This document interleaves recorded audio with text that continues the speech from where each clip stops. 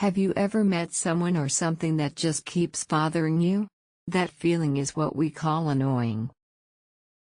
Annoying means causing someone to feel bothered or uncomfortable. It is when something or someone makes you feel frustrated. A common mistake is using annoying to mean sad or exciting. Remember, annoying always relates to bother or irritation. We often say, an annoying noise, annoying habit, or find someone annoying. You can also say be annoying to someone. The loud music is really annoying. My little brother is annoying when he talks all the time. That buzzing sound is so annoying at night.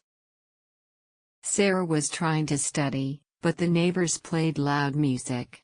It was so annoying she couldn't focus at all. Think of annoying as a noise, ying that keeps bothering you. The sound ying reminds you of something irritating. Now you know annoying means something that bothers you. Try to use it today and share your annoying stories.